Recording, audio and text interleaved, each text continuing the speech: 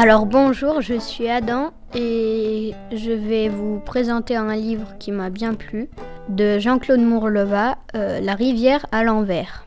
Tomek est un jeune garçon de 13 ans qui habite dans une épicerie. Un jour, une jeune fille vient dans sa boutique. « Est-ce que vous vendez du sable du désert ?»« Oui, j'en vends, bien sûr. »« Vendez-vous des sucres d'orge ?»« Bien sûr, oui, j'en vends. »« Avez-vous des images de kangourous ?»« Oui, j'en ai, dans ce tiroir. »« Et dans ce tiroir, qu'est-ce que vous avez ?»« Dans ce tiroir, c'est des coquillages. » Tomek vend tout ce qu'elle demande, sauf une chose, de l'eau de la rivière Gjar. L'eau de la rivière Gjar est une eau qui empêche de mourir. Elle coule à l'envers. Tomek ignorait ça, il alla donc voir Hicham, son vieil ami, qui était lecteur public. « Bonjour grand-père. »« Bonjour mon enfant. Que sais-tu sur la rivière Gjar ?»« Ah, la rivière Gjar ? Oui, je la connais. C'est une rivière dont l'eau empêche de mourir. Elle coule à l'envers au pied de la montagne sacrée. Si tu en bois, elle t'empêchera de mourir. » Tomek décide donc de partir chercher la rivière Gjar. Le soir, il s'endort sous un arbre. Le lendemain, en se réveillant, il voit une forêt. Cette forêt est en vérité la forêt de l'oubli. Dès qu'une personne entre dedans, plus personne ne se souvient de lui.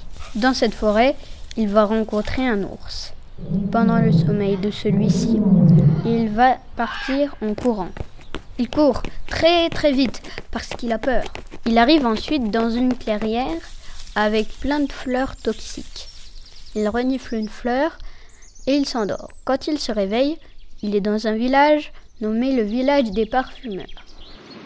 Ceux-ci l'emmènent dans un bateau. Pendant leur périple, ils vont passer sous un arc-en-ciel qui les mènera vers une île appelée l'île inexistante. Tomek se demande comment sortir de cette île. Tout simplement, repartir. Il vit une sorcière qui lui posa une devinette. « Bonjour, tu veux passer sous l'arc-en-ciel ? Alors, réponds à cette énigme. Nous sommes des jumelles identiques.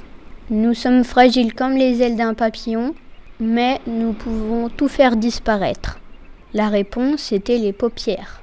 Tomek l'avait trouvée et il avait pu rentrer à l'autre bout de la rive. À la fin, il va trouver la rivière et retrouver Anna, la fille qui était venue dans son épicerie. Oui, j'ai bien aimé ce livre parce que déjà, il y a beaucoup d'aventures, donc c'est bien.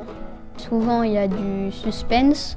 On a vraiment envie de connaître la suite. Quand c'est le moment d'arrêter de lire, on n'a pas envie de fermer le livre.